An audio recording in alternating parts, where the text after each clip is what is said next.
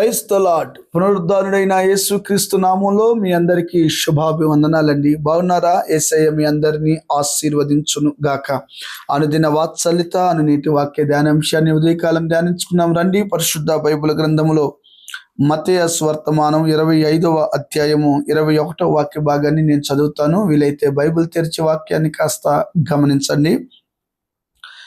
బలా నమ్మకమైన మంచి దాసుడా, నీవు ఈ కొంచెములో నమ్మకముగా ఉంటివి, నిన్ను అనేకమైన వాటి మీద నియమించేదను.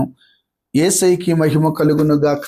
దైవజనమా, చదవబడిన ఈ వాక్య భాగంలో నుంచి ప్రభు ఈ ఉదయకాలం నీతోనూ నాతోనూ మనందరితోనూ మాట్లాడుతున్నాడు. బలా నమ్మకమైన మంచి దాసుడా, బలా నమ్మకమైన మంచి విశ్వాసి, బలా నమ్మకమైన మంచి దైవజనుడా.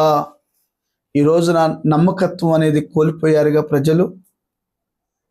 కుటుంబంలో నమ్మకం లేదు, పిల్లల విషయంలో నమ్మకం లేదు, వ్యాపారంలో నమ్మకం లేదు, చేస్తున్న ఉద్యోగంలో నమ్మకం లేదు.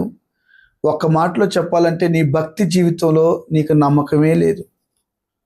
మందిరానికి వెళుతున్నావు, వస్తున్నావు, నమ్మకం లేదు. ప్రార్థన చేస్తున్నావు, నమ్మకం లేదు. కానుకిస్తున్నావు, విశ్వాసం లేదు. ఈ రోజున నమ్మకం అనేది చాలా ప్రాముఖ్యమైనది తెలుసా? అది ఒక ఉడంబడిక లాంటిది. పరలోకమందున్న దేవుడు అంట తొంగి చూస్తున్నాడట. ఒక వ్యక్తి ఏం చేశాడు? ఇచ్చిన ఆ తలాంతుని తీసుకెళ్లి గుంట తీసి గుంటలో కూర్చిపెట్టాడు. పైపెచ్చు యజమానుడు అంటాడు, ఏరా నాయనా, నీకు ఇచ్చిన తాళంతు ఏం చేశావు? అయ్యా, నువ్వు చెడ్డవాడువని, నువ్వు మూర్ఖుడువని ఏదేదో స్టోరీ చెప్పి అందుకని నేను తీసుకెళ్ళి దాచానన్నాడు. ఒరే చెడ్డదాసుడా, నువ్వు మండుచున్న అగ్నిగుణంలో పడురా. నీకు ఇచ్చిన కృపను వాడుకోవటం చేతగాని వాడా, అపనమ్మకస్తుడా, నమ్మకం లేనివాడా. నీ దేవుడు ఎవరో, నీ తండ్రి ఎవరో నీకు తెలియదా? నీ క్షేమం కోరేవాడు, నిన్ను దీవించేవాడు, నడిపించేవాడు, బలపరిచేవాడు. ఈ రోజున చాలా మంది జీవితంలో నమ్మకం లేదు, నమ్మకాన్ని కోల్పోయారు. టాలెంట్ ఉంటే చాలు అనుకుంటున్నారు. నీ టాలెంట్ నిన్ను గడ్డి తినిపిస్తుంది, నీ చదువు నిన్ను గడ్డి తినిపిస్తుంది. ఒక రోజున నీ డబ్బు నిన్ను గడ్డి తినిపిస్తుంది.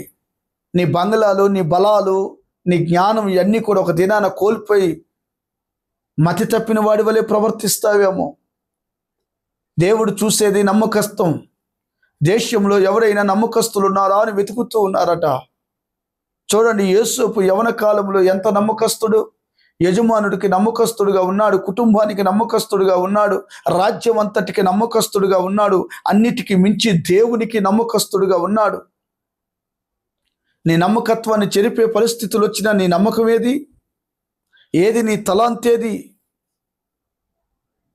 ఏది దేవుడు నీకు ఇచ్చిన కృపేది? ఎక్కడ పడేసుకున్నావు? పాపంలో పడేసుకున్నావా? డబ్బులో పడేసుకున్నావా? లోకంలో పడేసుకున్నావా? కొంతమంది తిండి కోసం పడేసుకుంటావు. ఒక్క పూటి కూటి కొరకు జ్యేష్ఠత్వపు హక్కును అమ్మి వేసుకున్న ఏశావు వంటి భ్రష్టుడు ఎవడైనా ఉన్నాడేమని అడుగుతున్నాడు. పరాయి దేశంలో యోసేపు ఎలా ఉన్నాడో తెలుసా? అన్ని విషయాల్లో నమ్మకం ఉన్నాడు. మోషే గురించి దేవుడు ఏం చెప్పాడో తెలుసా? మోషే నా ఇల్లంతటిలో నమ్మకస్తుడు. అలాంటి సాక్ష్యాన్ని మొదట మీరు సంపాదించుకోవాలి.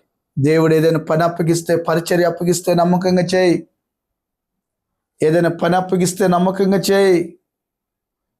ఏదైనా కృప ఇస్తే దాంట్లో నమ్మకంగా వాడబడు. ప్రతిదీ లెక్కను చూస్తున్నాడు. ఆ లెక్క చూసినప్పుడు నువ్వు తక్కువగా కనిపించి అపనమ్మకస్తుడుగా ఉంటే నీ ఉద్యోగం నుంచి నిన్ను తీసేస్తాడు. చివరికి నీ పరిస్థితి ఏమవుతుందో తెలుసా?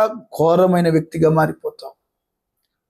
ఏదో చెయ్యాలి, చెయ్యగలను అనుకుంటావు, కానీ పరిస్థితులు నీకు అనుకూలించవు.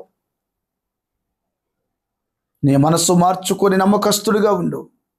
తల్లి, చెల్లి, తమ్ముడా, ఇప్పుడైనా నువ్వు దేవునికి నమ్మకంగా బ్రతకడానికి ఇష్టపడవు. నమ్మకమైన వారికి మేలులు మెండుగా, దిండుగా, అండగా దేవుడు చేయగలడు. కొంచెంలో నమ్మకంగా ఉంటే అనేక వాటి మీద అధికారిగా దేవుడు నిన్ను నియమించునుగాక. లోకం విషయంలో, డబ్బు విషయంలో, ప్రార్థన విషయంలో, భక్తి విషయంలో, అన్నిటికీ మించి నీ పరిశుద్ధ జీవిత విషయంలో నమ్మకంగా నువ్వు ఉంటే యోసేపు ఫలించెడు కొమ్మగా చేసినట్లు మోషేను 6 లక్షల మంది పైగా నాయకుడిగా చేసి విజయధ్వనులతో ఊరేగించినట్లు నిన్ను నన్ను ఊరేగించును గాక. తలలు వంచండి, ప్రార్థన. ప్రేమ కలిగిన మహాపరిశుద్ధుడు అని దేవా, నమ్మకస్తులుగా ఉండడానికి కృప చూపి నడిపించమని, నమ్మకంగా ఉంటే మేలులు మెండుగా ఇస్తానన్నావు, అలా చేయమని యేసు నామమున అడిగి పొంది ఉన్నాం తండ్రి. Amen. Thank you. God bless you. దేవుడు మీ అందరిని దీవించును గాక. ఆమెన్.